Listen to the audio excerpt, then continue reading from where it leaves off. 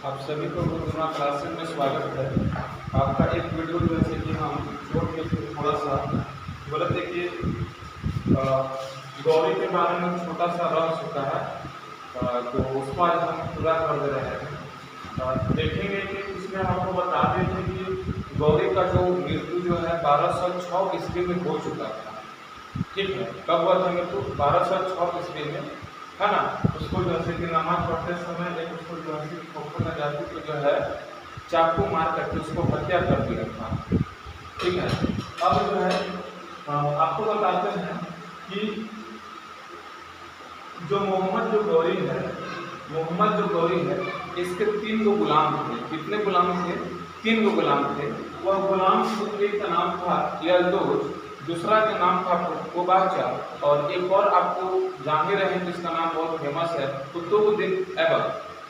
यानी कि हमने कहा कि गौरी का 3 गुलाम यल्दौज, कुबाचा और कुतुबुद्दीन ऐबक था। अगर बात किया जाए यल्दौज का, तो यल्दौज जो था वह सभी दासों में सबसे बड़ा था। ठीक है, अब इसका क्षेत्र की अगर जो बात करें तो इसको जो क्षेत्र यानी कि यल्दौज, कुबाचा और ऐबक।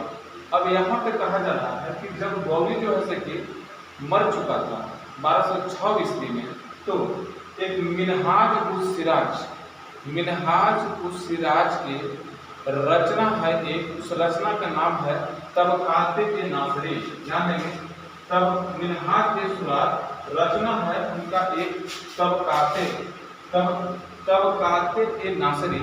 तबकाते नासरी से पता चलता है कि गौरी का जो है कोई संतान नहीं था, कोई बेटा नहीं था।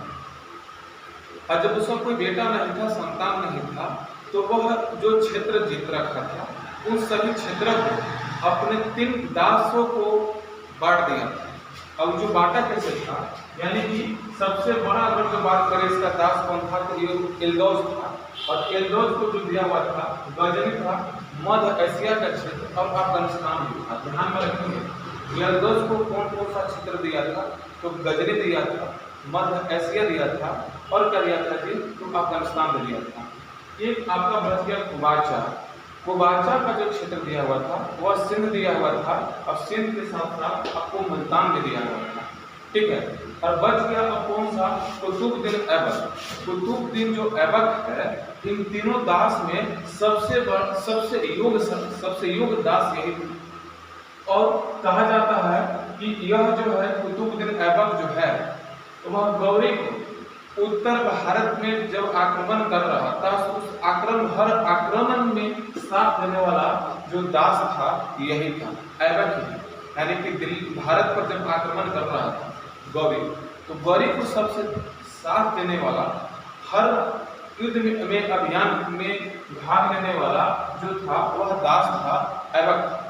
और ऐबक का क्षेत्र की बात किया जाए तो पंजाब था, बंगाल था और राजस्थान था। यह क्षेत्र जो है आपको ऐबक का दिया। तो यही बात बता। एक चीज और देखिए, एक चीज और है कि मोहम्मद गौरी का एक सिक्का भी चलाया हुआ था। अब मोहम्मद गौरी के सिक्के की बात अगर जो किया जाए तो इसका एक जो सिक्का था, एक सिक्के की तरफ जो है मोहम्मद बिन शाम लिखा हुआ था। मोहम्मद बिन शाम लिखा हुआ था, शाम। और दूसरे तरफ सिक्का माँ लक्ष्मी का जो है वो चित्र था। ध्यान में रखेंगे, तो आपसे क्वेश्चन पूछेगा कि किसके सिक्के पर एक तरफ जो है माँ लक्ष्मी का चित्र था, तो दूसरे तरफ जो है मोहम्मद बिन शाम लिखा हुआ था। अभी जो है देवनागरी लिपि में लिखा हुआ था। अभी ध्यान में रखेंगे, मोहम्मद बिन शाम जो है वो देवनागरी लिपि में लिखा हुआ था, और मोहम्मद बिन शाम जो है वो जो है मोहम्मद गौरी का दूसरा नाम है। मोहम्मद गौरी का दूसरा नाम है। यानी कि गौरी के एक सिक्के के एक तरफ मोहम्मद बिन शाम और दूसरे तरफ माँ लक्ष्मी का चित्र था। तो इस तरह से मोहम्मद गौरी को समाप्त हो जाता है। और इसके बाद अब हम लोग यहाँ से पढ़ेंगे तीनों दास के बारे में। कुतुबुद्दीन ऐबक जो है, कुबाचा जो पढ़े आप देख रहे हैं, यल्दौज के, इन सभी के बारे में पढ़ेंगे, क्योंकि इसी वंश के बाद, गौरी की मृत्यु के बाद ही भारत में गुलाम वंश का स्थापना होता है, दास वंश का स्थापना होता है। तो यहाँ से हम देखेंगे। तो यह गौरी समाप्त हो गया है। नेक्स्ट वीडियो जो हम आपको डाल रहे हैं, उसके लिए आपको वेट करना पड़ेगा।